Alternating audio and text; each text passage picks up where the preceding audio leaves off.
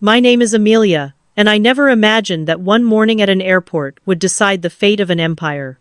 The day began like a dream but ended like a battlefield, and I was the only one left standing in the ruins. I had spent 3 months carefully planning a family trip across Europe.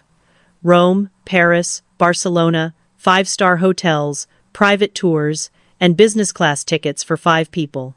The total cost was $35,000. I paid it all with my savings, believing that generosity might finally earn me a real place in the family that had always treated me like a guest in my own home.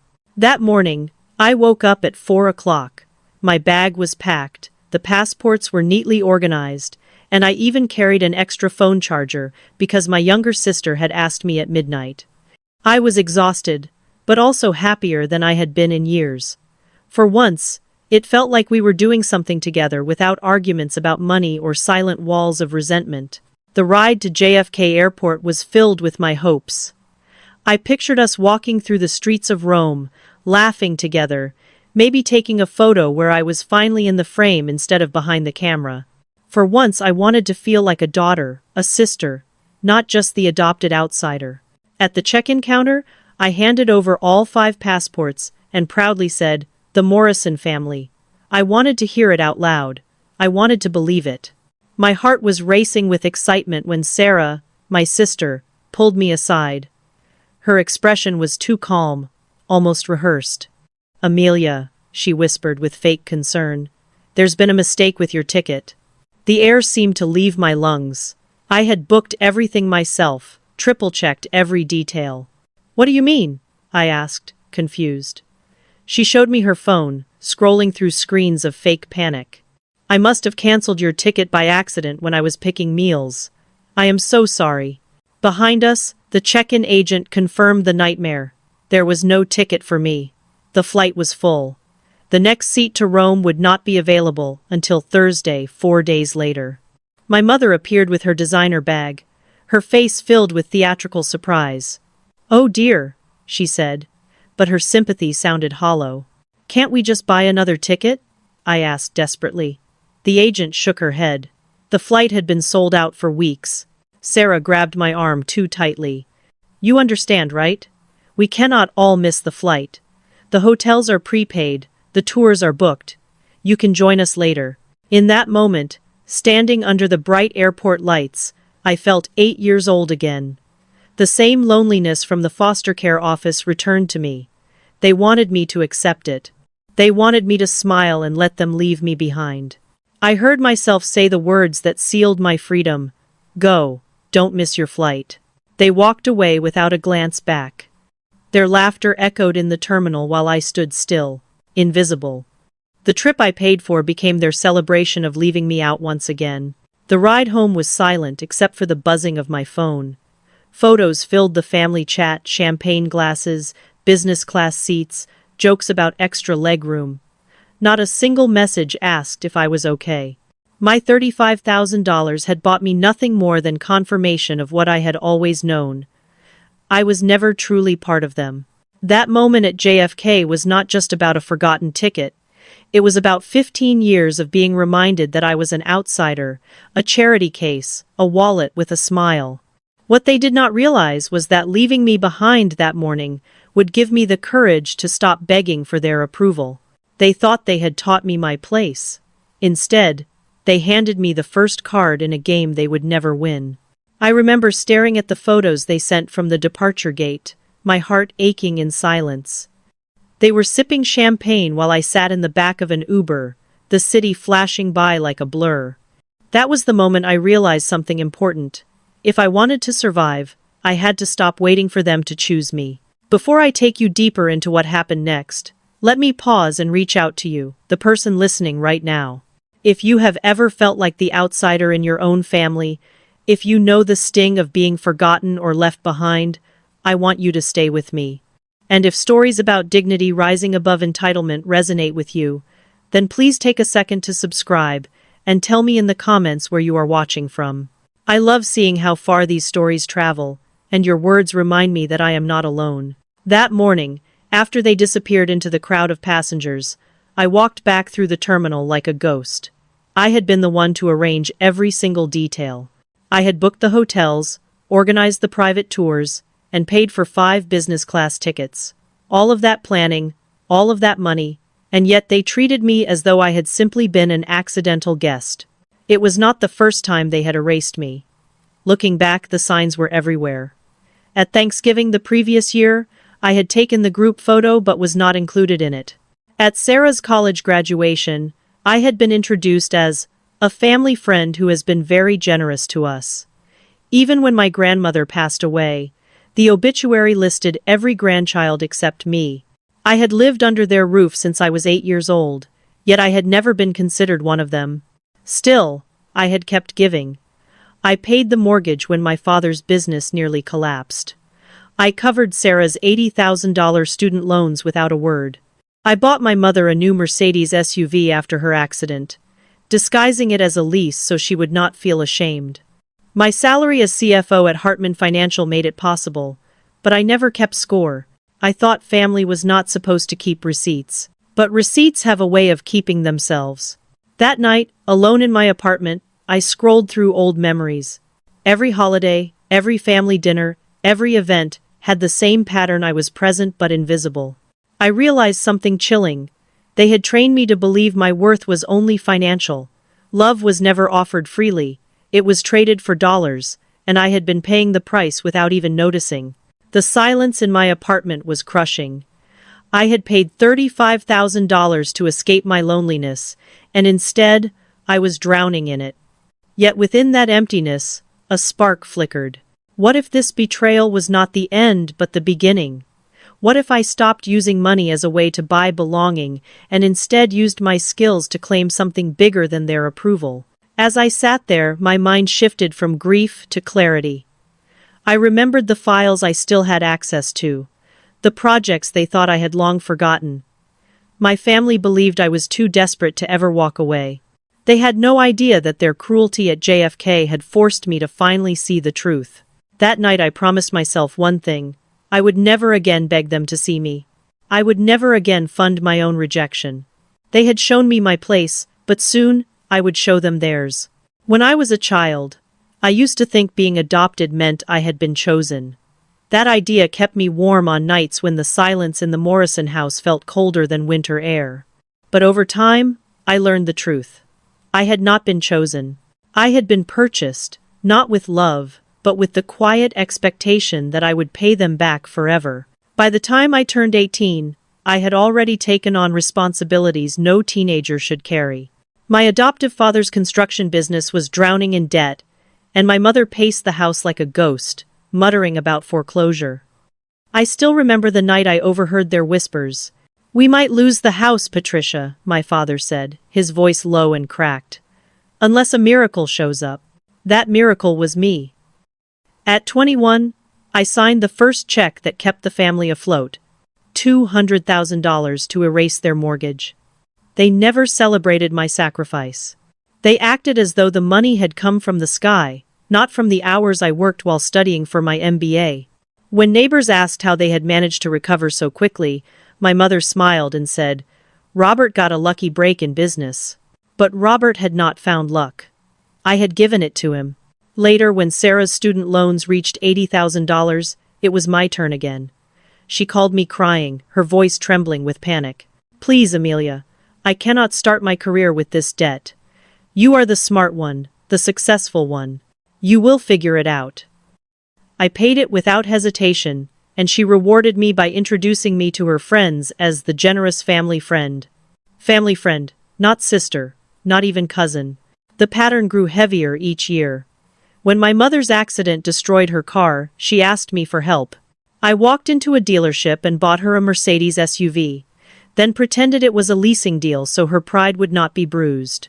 Instead of gratitude, she told people, "I have always had a taste for the finer things." My role was clear. I was the silent wallet that kept their status intact. Even holidays carried the same undertone.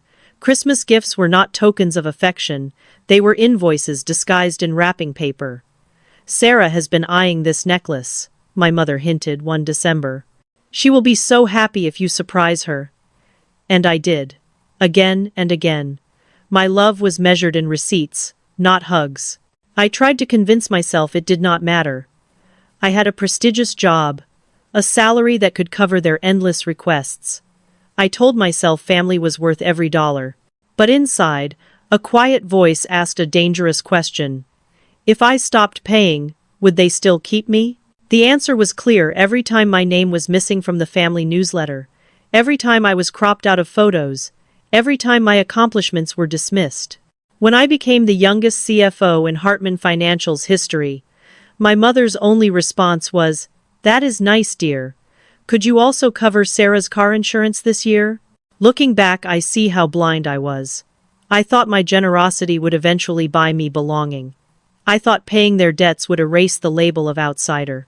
Instead, it chained me tighter to a family that never wanted me, except when I was useful. The cruelest part is that I accepted it for so long.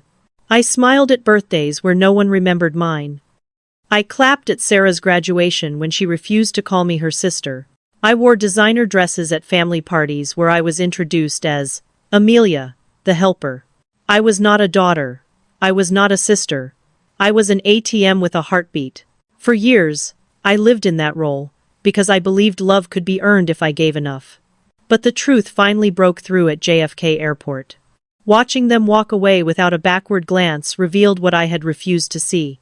I had been paying for love that never existed. And now, for the first time in my life, I was ready to stop. All my life, I wanted one simple thing: to belong. That is why, when my mother mentioned wanting to see Rome before she turned 65, I did not hesitate. I saw an opportunity to create memories that would finally stitch me into the fabric of the family. I believed that if I gave them this once-in-a-lifetime trip, they would finally see me as more than the adopted daughter. The plan became my obsession. For 3 months, I researched flights, compared hotels, and crafted an itinerary that looked like something out of a luxury magazine. Business class tickets for 5. Suites in 5-star hotels with balconies overlooking Rome, Paris, and Barcelona. Private tours that skipped long lines. A dedicated driver in each city. I wanted every detail perfect. The cost was $35,000. I did not blink when I swiped my card. After all, I was earning enough as CFO at Hartman Financial. What was money compared to finally hearing the words, "You are family"? When I presented the itinerary to my mother, she clasped her hands together dramatically. "Amelia, you are such a blessing," she said. I nearly cried.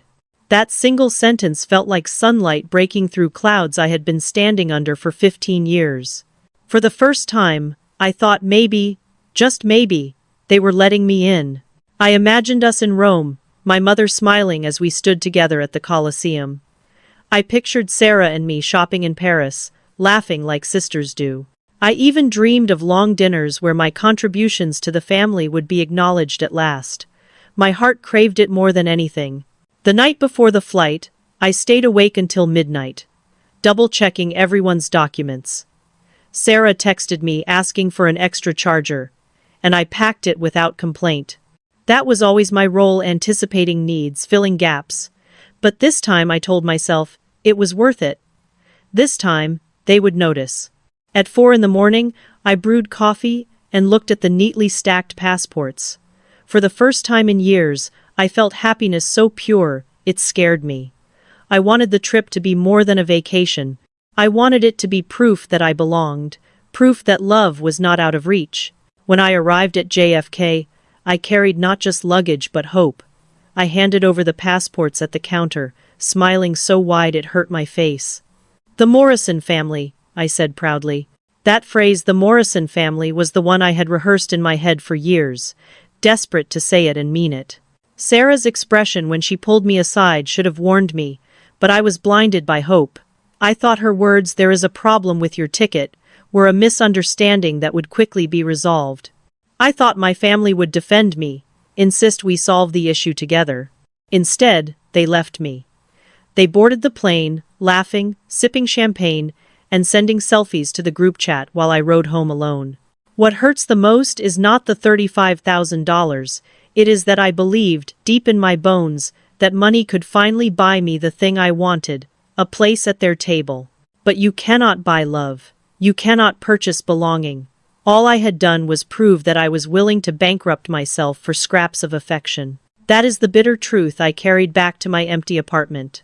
I had handed them the trip of their dreams, and in return, they handed me the proof that I was never, and would never be, enough for them. Yet as painful as it was, that betrayal was also a turning point.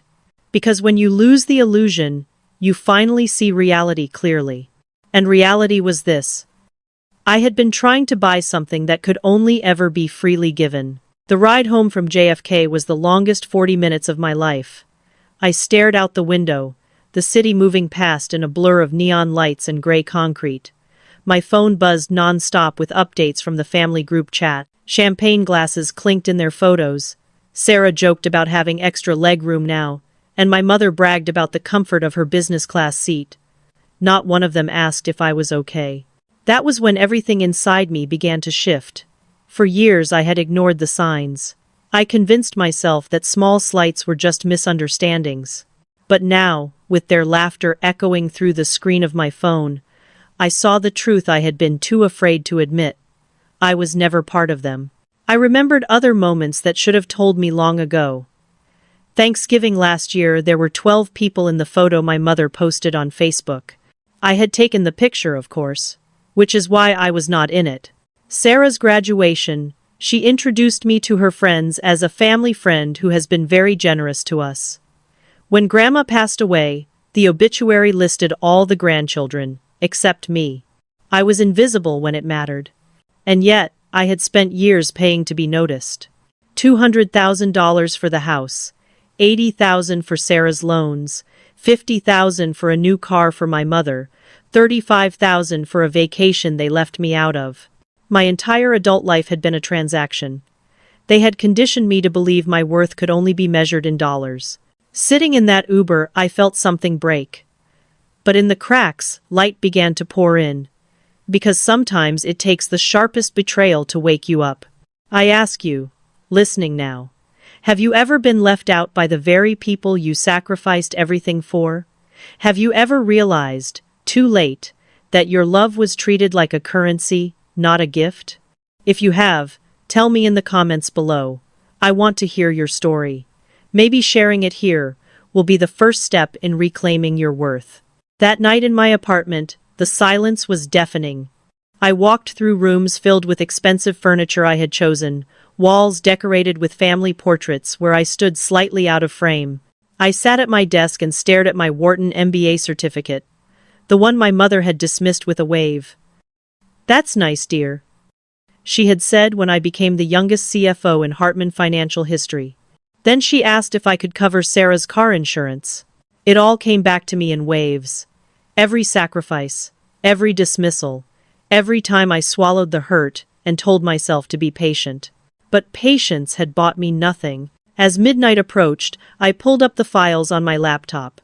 The Morrison Legacy Tower project, $50 million invested into a shining skyscraper in Long Island City. I had helped structure that deal 2 years earlier, which meant I had kept every document, every clause, every hidden detail. My name might not be on the family trust, but I knew where the bones were buried. They thought leaving me at the airport was a clever way to remind me of my place. What they did not realize was that in doing so, they had given me the courage to look beyond belonging. I no longer wanted a seat at their table. I wanted my own table. Bigger, stronger, built on respect, not pity. As I closed my laptop that night, a sense of clarity washed over me. They could laugh in Rome, sip wine in Paris, and take endless selfies without me. But when they returned, they would find that I was no longer the ATM in the background. I was something far more dangerous. I was awake. The morning after their flight, I sat at my desk with a cup of black coffee, the bitterness settling heavy on my tongue.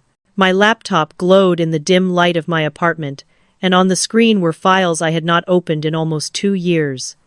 The Morrison Legacy Tower. A $50 million development project that was supposed to crown the family with legitimacy in New York real estate. I had been the architect behind its financial skeleton.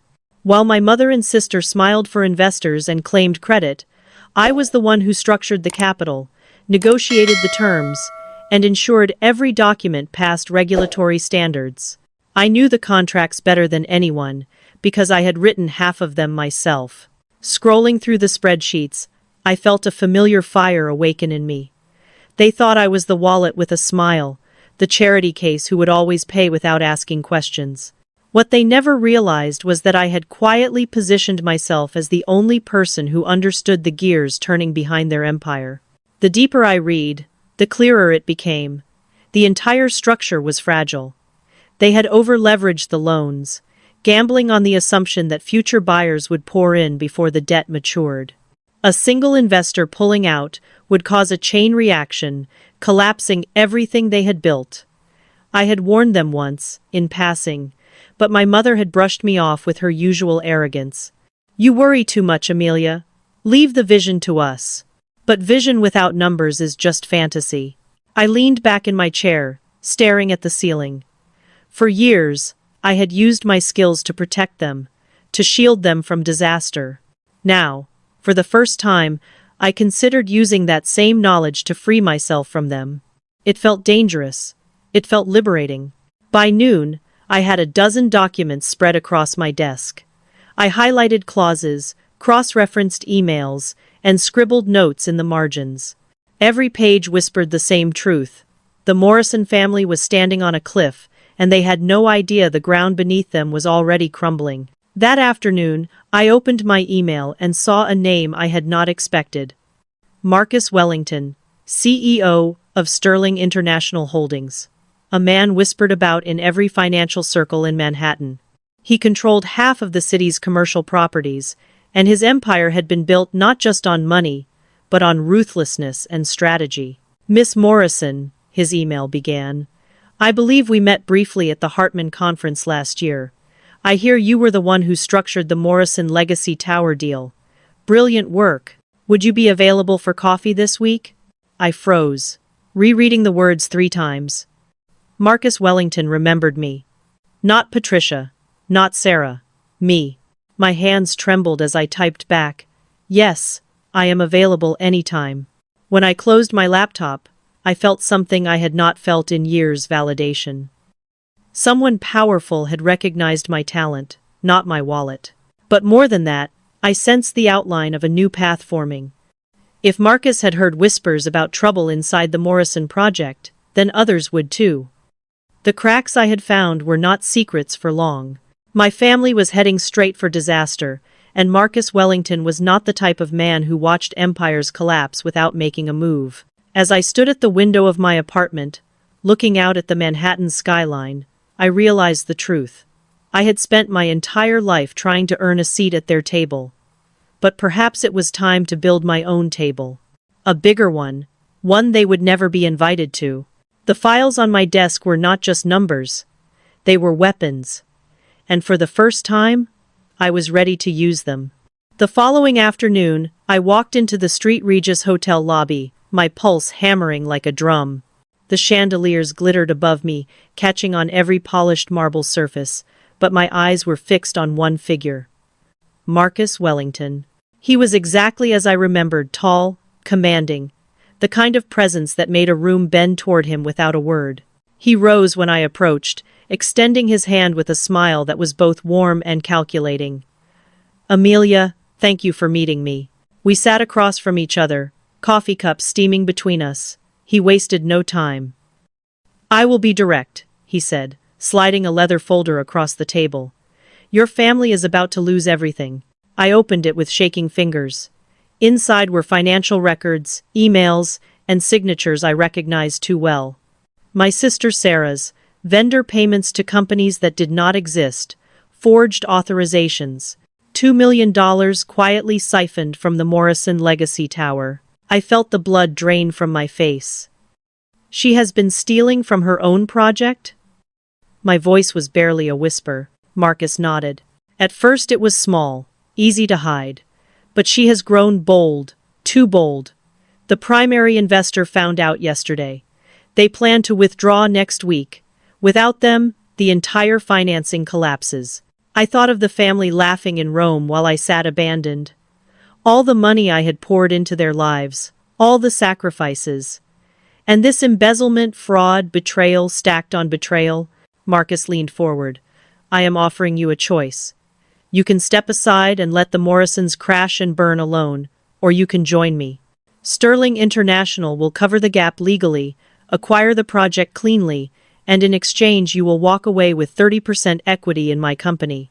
The words hung between us like a thunderclap. 30% of Sterling International, a share of an empire worth billions. My heart pounded. Why me? I asked. Because you built the structure, he said simply. Because you are brilliant, and because you have been subsidizing people who do not deserve you. I have been watching your work for years. It is time someone gave you the recognition you earned. For a moment, I could not breathe. This man, the most powerful figure in New York real estate, was telling me I was the asset, not the afterthought. But beneath the surge of pride, fear gnawed at me. If I accepted, there would be no going back. My family would never forgive me, not that they had ever truly accepted me in the first place. Still, a small, steady voice inside whispered, "They already cast you out at the airport. You have nothing left to lose." I looked him in the eye. If I do this, they can never know until the launch event. His smile widened. That is exactly what I was hoping you would say. In that moment, a deal was struck, not with signatures, but with resolve. The girl who once begged for a place at the table was gone. The woman sitting across from Marcus was ready to flip the table entirely. But here is the part you need to hear. The decision I made that day set in motion a chain of events that none of them saw coming. They thought I was weak, desperate, incapable of striking back. They had no idea I was holding the winning card all along. And what happened at the launch event, under the glittering chandeliers of the Ritz-Carlton, would shock everyone in that ballroom to silence. Do not go anywhere. The twist waiting for them and for me changed everything forever. That night, after leaving the Street Regis, I could not sleep.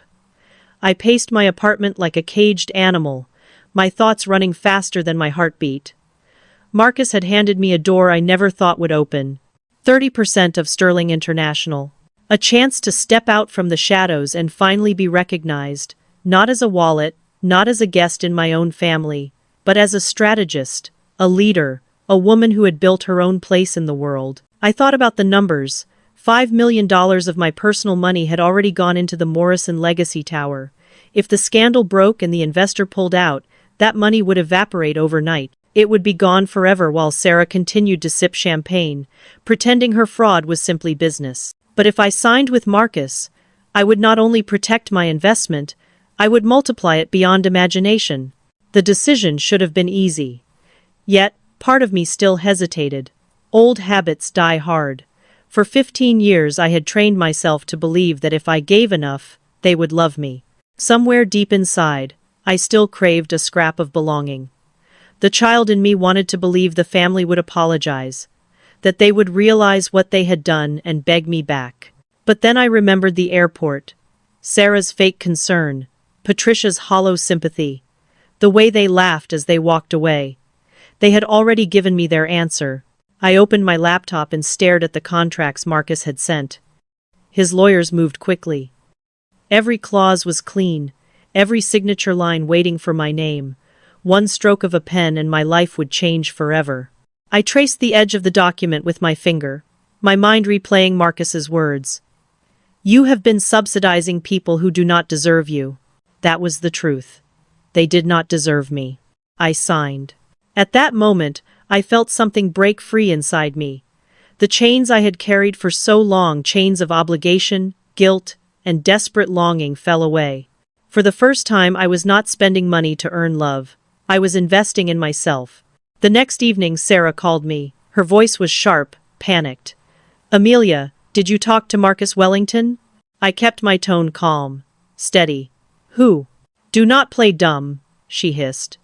Someone saw you at the Street Regis. He has been sniffing around our project. If you said anything— Said what? I cut her off. You did not even tell me you were back from Europe. I had to see it on Instagram. Her silence was heavy.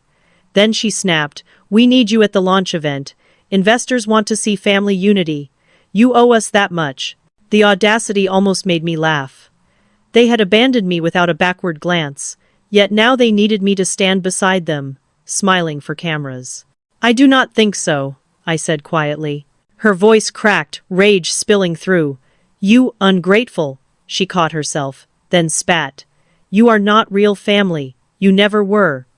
The words should have cut me. Instead, they healed me. They confirmed what I had always suspected. I ended the call and looked at the signed contracts glowing on my screen. I was no longer their safety net. I was no longer their invisible donor. I was their reckoning. The storm was coming, and for the first time in my life, I was not afraid. The phone did not stop ringing after that first call. My mother tried next, her voice wrapped in honey but dripping with venom. "Sweetheart," she began, as if she had not left me standing alone at JFK. "Sarah told me about your little tantrum. You know she did not mean to forget your ticket. It was an honest mistake." My grip on the phone tightened. "Was it?" "Because I checked the booking confirmations. Every single one was perfect until Sarah decided to take control. That was not an accident." A long silence. Then her mask slipped. "Listen carefully. The launch event is in 2 weeks. If you do not show up, you are out of this family permanently. No holidays, no birthdays, nothing." I almost laughed. Out of the family? Had I ever really been in it? I steadied my voice. "You already made that clear at the airport. I am finished playing the role you wrote for me." That was when she struck with the cruelest blow. "Love does not pay bills, Amelia. You of all people should know that." The words sliced through me, but instead of bleeding, I felt steel form in my spine. If love did not pay bills, then respect, integrity, and justice would. And I was finally ready to collect. That night, I drafted an email to Marcus, confirming every step of our plan. He replied within minutes. "We will give them the stage. You will give them the ending they deserve." For years, I had begged for their acceptance. Now, they were the ones begging me. Sarah even sent a text from a new number. "Please, Amelia, we need that 5 million back. Just for a few weeks." I stared at the message and realized something. For once, silence could be my answer. But let me pause here and ask you something. Have you ever been in a situation where the very people who mistreated you came crawling back, asking for help as if nothing had happened? What did you do? Did you give in? Or did you finally choose yourself? Share your thoughts in the comments. I want to hear how you handled it. The days that followed were strangely calm, like the stillness before a hurricane. I walked through the city, watching skyscrapers scrape the sky, and wondered how many of those towers had been built on betrayal, greed, or broken promises. The Morrison Legacy Tower was no different, only this time, I was the one holding the keys to its downfall. At night, memories played like cruel reruns. Birthdays spent alone while the family celebrated Sarah's achievements. Photos where I was cropped out. The time my mother told me not to wear red to a wedding because you do not want to stand out, dear. Every slight, every dismissal, was fuel now. And yet beneath the anger, there was clarity. I was not destroying them out of spite. I was simply refusing to hold them up anymore. They had built their empire on my back, and I was stepping out from under the weight. If they collapsed, it was because gravity finally did its job. The launch event loomed closer, and with it, the moment everything would change. My family believed I was an afterthought. Soon, they would learn I was the only thought that mattered. 2 days before the launch, I sat at my desk again, combing through the acquisition paperwork Sterling's lawyers had finalized. The documents were airtight, a flawless blueprint for Marcus to absorb the Morrison Legacy Tower. Yet, as I scrolled through the pages, a memory tugged at me. A late night 2 years ago, my father, Robert, leaning over my shoulder while I typed up the investment framework. He had insisted on adding a failsafe. His words echoed in my head. "Always leave yourself an escape hatch, Amelia. Even if they never thank you for it." Curiosity sparked. I dug deeper into the original files, searching line by line until I found it. Subsection 47B. My heart stopped. The clause stated that if any managing partner committed fiduciary misconduct, their shares would automatically transfer to the largest individual investor. I read it again, slower this time, my breath catching in my throat. Sarah had already been caught embezzling $2 million. Her misconduct was undeniable, which meant her 40% stake was no longer hers. It was mine. Added to the $5 million I had invested, I now owned 70% of the Morrison Legacy Tower. For a moment, I could not move. Then I laughed, a raw, unsteady laugh that startled even me. I had spent years begging for scraps of recognition, when the entire time I had been holding the golden key. My family thought I was powerless. Yet I was already the majority owner of their crown jewel. I picked up the phone and called Marcus. He answered on the first ring. "Amelia? You need to see this," I said, my voice trembling with adrenaline. 20 minutes later, we sat in his office overlooking Central Park. I slid the document across his desk. He read subsection 47B, then leaned back in his chair, grinning like a man who had just watched a chess opponent walk into checkmate. "Do you realize what this means?" he asked. "I already own it," I whispered. He nodded. "And they do not know. Which means we can make them hand over the rest, thinking they are saving themselves, when in reality, they are signing it all to you." The power in that moment nearly overwhelmed me. For so long, I had been the outsider. The charity case. The invisible daughter. But here I was, the silent majority owner, the one with the real control. We spent the next hour crafting our strategy. On the night of the launch, Marcus would announce Sterling's acquisition. The documents would carry my name buried in the subsidiary filings. Only after everything was signed would the truth be revealed. Before I left, Marcus gave me one last piece of advice. Wear something unforgettable. You are not coming as the forgotten daughter anymore. You are coming as the woman who owns the Morrison legacy.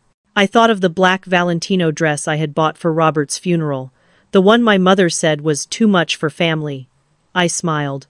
I already have the perfect dress. That evening, as I hung the dress on my closet door, I felt a strange calm settle over me. This was no longer about revenge. It was about reclaiming my worth. For years, they told me I did not belong. At the launch, I would prove I was the only one who did. The Ritz-Carlton ballroom glowed with crystal chandeliers and the low hum of 200 investors mingling over champagne. Every corner glittered with the arrogance of wealth. This was supposed to be my family's night of triumph, the launch of the Morrison Legacy Tower, their chance to secure a dynasty. But as I stood outside those double doors, the black Valentino dress hugging my frame, I knew this night would end very differently. Marcus appeared at my side, calm as always, his presence radiating quiet power. "Ready?" he asked. I nodded, though my pulse beat hard against my ribs. For years, I had walked into rooms trying to blend in, trying not to embarrass Patricia or Sarah. Tonight, I wanted the opposite. I wanted every eye on me. We entered just as Patricia took the stage. She was radiant in a designer gown, her voice dripping with the confidence of someone who still believed the empire was hers. "Ladies and gentlemen," she began, "the Morrison Legacy Tower represents integrity, tradition, and family values." I almost laughed. Integrity? Tradition? Family values? Those were the very currencies they had bankrupted long before the financial collapse began. As I walked with Marcus toward the VIP section, heads turned. Whispers rose. Patricia faltered mid-sentence when she spotted me. Sarah, standing near the stage in a gown dripping with sequins, went pale. She leaned in close to Patricia, whispering frantically. But Patricia pressed on, her voice sharper now. "The Morrison family has always been selective about who we allow into our inner circle. Blood ties matter, loyalty matters. Not everyone who passes through our lives is truly family.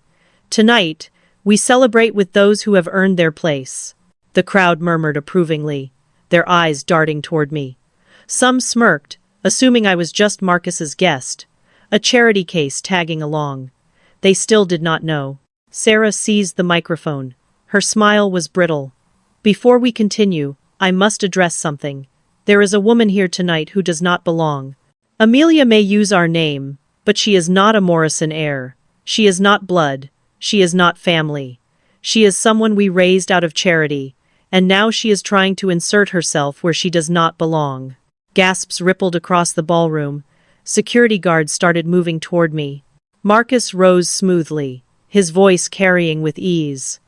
Actually, Miss Morrison, she is with me. The guards froze. Everyone in that room knew Marcus Wellington.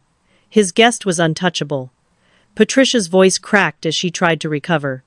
Mr. Wellington, we weren't expecting you. Clearly, Marcus said, his tone sharp enough to slice glass.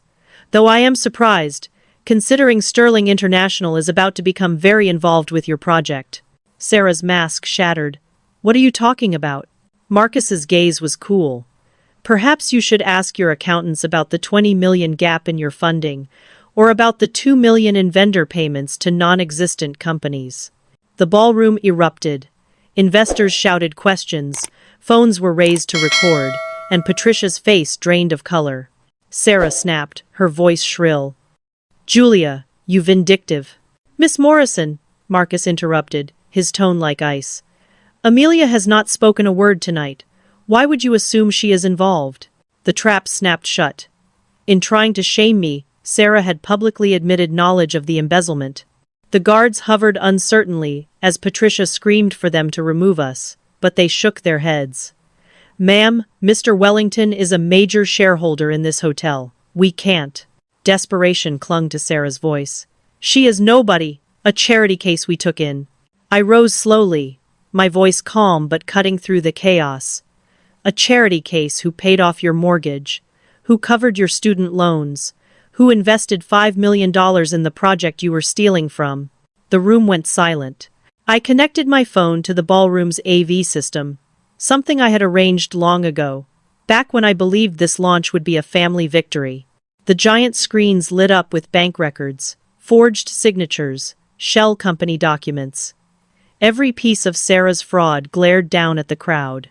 You see, I said quietly, I don't need to prove anything. You already did. Patricia swayed, gripping the podium. The audience was transfixed, watching the Morrison family empire crumble in real time, and this was only the beginning. The ballroom was electric, a storm of whispers and flashing phones. Every investor, every journalist, every opportunist in the room smelled blood in the water. Patricia clung to the podium, Sarah trembled by her side, and I stood in the center of it all, no longer invisible. Marcus took the microphone, his voice cutting through the chaos with effortless authority. Ladies and gentlemen, I apologize for this disruption, but transparency is crucial in business. Sterling International has been monitoring the Morrison Legacy Tower situation closely. He clicked a remote, and the giant screens shifted from Sarah's forged documents to Sterling's gleaming logo. As of 9 this morning, Sterling International has acquired all outstanding debts and liens tied to the Morrison Legacy Tower. Effective immediately, we control the project. The crowd erupted again, some in outrage, some in awe. Reporters rushed forward, their questions a tidal wave. Investors shouted at Patricia, demanding answers. Patricia's voice cracked as she snatched the microphone back. You can't do this. We have contracts. This project belongs to the Morrison family. Marcus raised a brow, utterly unbothered. Yes, contracts with a morality clause, subsection 47B, to be exact. He paused deliberately, his eyes scanning the crowd. It states that in the event of fiduciary misconduct by any managing partner, their shares transfer automatically to the largest individual investor. The room went silent. People glanced at one another, piecing it together. Sarah's face went corpse-white. No, she whispered. It can't be. Would you like to know who that investor is? Marcus asked, gesturing toward me. Meet Amelia. She invested $5 million into this project. When combined with the 40% stake forfeited by your misconduct, she now owns 70% of the Morrison Legacy Tower. The revelation detonated like a bomb. Cameras flashed, journalists surged forward, and Patricia collapsed into a chair, mascara streaking her cheeks. But she's not even family, Sarah shrieked, desperation tearing through her voice. She's nobody. Marcus's smile was razor-sharp. She's somebody now. Your landlord, your employer, and the owner of everything you thought was yours." The crowd roared, half in shock, half in applause. I rose to my feet, my heart pounding but my voice steady. "Good evening," I began, every syllable carrying the weight of years of rejection. Yes, I was adopted. Yes, I lived under their roof. But I paid for that privilege over $5 million across 15 years. Mortgage, student loans, cars, vacations. Every time they smiled for the cameras, it was because I funded the illusion. I turned to face Patricia and Sarah directly. "You were right about one thing. Love doesn't pay bills, but respect does, integrity does, and those are currencies you never had." The silence that followed was heavy, almost sacred. Even the reporters stopped typing. For the first time in my life, I was not background noise. I was the headline. And here is where I need you to lean in, because what happened next was not just a business takeover. It was the moment my entire life pivoted. The twist none of them saw coming would not just strip the Morrisons of their empire, it would expose the truth Robert had hidden for years. Stay with me, because in the next part I will reveal the final card my father left me, the one that changed the game forever. The ballroom pulsed with chaos, reporters shouting questions, investors clamoring for answers. Patricia slumped in her chair like a marionette with its strings cut. And Sarah, trembling but defiant, tried one last desperate gambit. "She is lying!" she screamed into the microphone, her voice cracking. "This is fraud! Amelia forged everything!" I did not flinch. Slowly, deliberately, I reached into my purse and pulled out an envelope, worn soft from years of being carried. Robert's handwriting was on the front. My father's last letter. "Before you collapse this circus further," I said, my voice steady, "let me share what Robert left me before he died. He knew the games you were playing. He knew you planned to cut me out. And he made sure I would never be left defenseless." The room hushed. Even the photographers lowered their cameras. I opened the envelope and unfolded the letter. Robert's words stared back at me, shaky but clear. "My dearest Amelia, if you are reading this, it means the truth has surfaced. I know Patricia and Sarah will try to erase you, but you are my daughter. The one who worked harder than anyone. The one who built what they only pretended to own. That is why I insisted on the morality clause. It was never about them, it was always about you." Patricia gasped, her hand clutching the edge of the table. "You're lying. Robert would never." I held up the letter for the crowd to see. His signature was undeniable. "He did.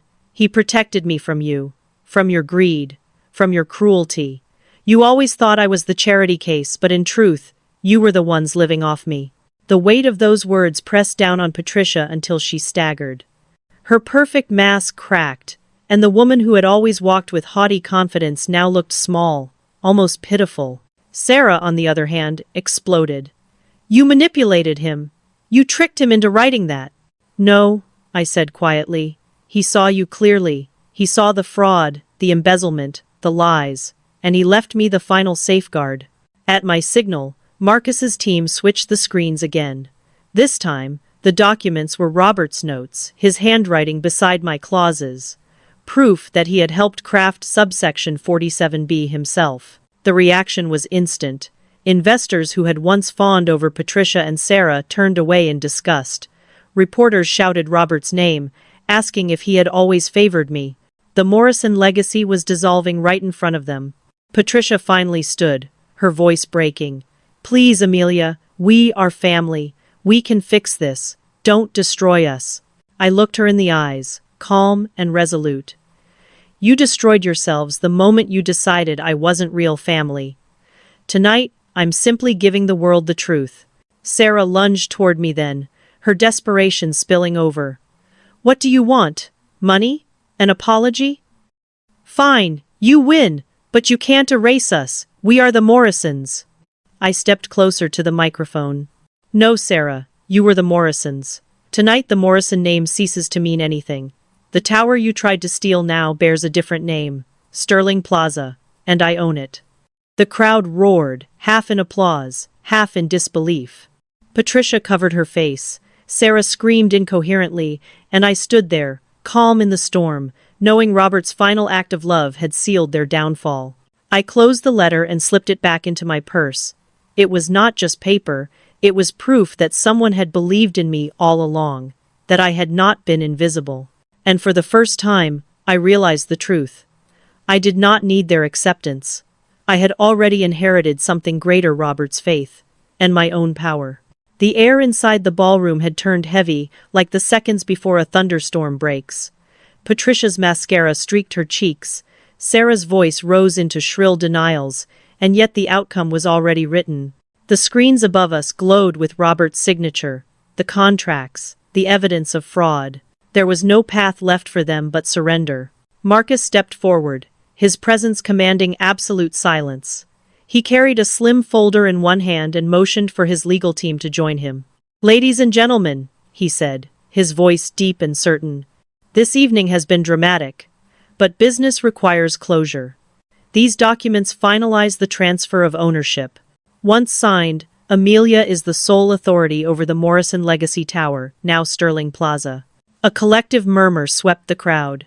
Reporters pressed forward, cameras flashing as Marcus laid the contracts on the podium. He turned toward Patricia and Sarah. "You will sign here," he said evenly. "If you refuse, we will pursue immediate criminal charges. $2 million in embezzlement is grand larceny. That is 15 years in prison." Patricia's hand shook violently as she reached for the pen. "This is not happening," she whispered. "It cannot be happening." I stepped closer, my heels clicking against the marble floor, each step a punctuation mark. "It is happening, Patricia. You left me at an airport like discarded luggage. Now I leave you with nothing but debt and disgrace." Sarah lunged for the papers, but Marcus's lawyer caught her wrist. "Not so fast. You sign where instructed. No edits, no games." Her face burned red, tears cutting black lines down her cheeks. "Amelia, please, we can fix this. You cannot do this to your own sister." I met her eyes, calm but unyielding. "A sister would never erase me from family photos. A sister would never cancel my ticket. A sister would never steal from me. You are not my sister. You are my cautionary tale." The pen clattered against the wood as Sarah scrawled her name. Patricia followed, her hand trembling so badly the letters were almost illegible. With each signature, their empire collapsed, their penthouse, their cars, their membership at the country club. All of it was gone in ink and shame. When the last page was signed, Marcus closed the folder with a decisive snap. "It is done." The room erupted into chaos, journalists shouting, investors scrambling, the crowd buzzing with scandal. Yet I heard none of it. I felt only the strange, still calm of victory. 15 years of being ignored, erased, diminished, and now the world knew exactly who I was. Patricia looked up at me, her voice a broken rasp. "Where will we go? What will we do?" I leaned in just enough for her to hear. "You should have thought of that before you left me at JFK. Use some of that European vacation money to rent a modest apartment." "Oh wait, that was my money too, wasn't it?" Her face crumpled, and she sank back into her chair. Security arrived then, carrying a box filled with Sarah's personal items from the project office. "Per the termination clause," the lawyer explained. "Effective immediately." Sarah's eyes widened in horror. "You planned this?" I looked at her steadily. "No, Sarah. You planned it when you canceled my ticket. You planned it when you stole $2 million. All I did was stop saving you from yourself." The cameras flashed one last time as Patricia and Sarah were escorted away. Their empire had not been stolen from them, it had been surrendered, piece by piece, through greed, arrogance, and cruelty. Marcus lifted a champagne glass, his smile both fierce and proud. "To Amelia," he declared, his voice carrying across the ballroom. "The woman who proves that blood does not define family, character does." The crowd erupted in applause. Investors who had dismissed me rushed forward to shake my hand. Reporters shouted my name. For the first time in my life, I was not the outsider. I was the center. But even as the flashbulbs popped and congratulations poured in, I knew the true victory was not in the signatures. It was in the silence that followed the final end of a toxic bond that had chained me for years. I had not just won a company, I had won myself back. The fallout was immediate and merciless. By the next morning, every major paper carried the story. Adopted daughter seizes Morrison empire. Family betrayal exposed in live scandal. Headlines blared my name next to Sarah's mugshot as investigators confirmed the embezzlement trail. Patricia's society friends cut ties overnight. The country club revoked her membership. The charities she once lorded over demanded her resignation. Sarah fared even worse. The FBI froze her accounts within 48 hours. Civil suits piled up, investors furious at the losses she had caused. Her phone calls to me went unanswered, her texts increasingly desperate. Please, just one chance. We can fix this. You are still my sister. But I had learned the difference between blood and family. She was neither. Patricia tried to write a tell-all book, painting me as the ungrateful adopted child. No publisher touched it. A half-hearted GoFundMe she launched raised only a few $100s before being shut down for fraud. They had spent years telling me I was nothing. Now the world treated them as exactly that. Meanwhile, I built something new. Sterling Plaza thrived under my leadership. I restructured contracts, brought in minority-owned businesses, and created affordable housing alongside luxury condos. The same investors who once overlooked me now sought my approval. Reporters stopped asking about Patricia and Sarah and started asking about my vision for the future. But the true victory was not financial. It was personal. I launched the Foster Children's Education Fund, channeling the $5 million I had invested in the tower into scholarships.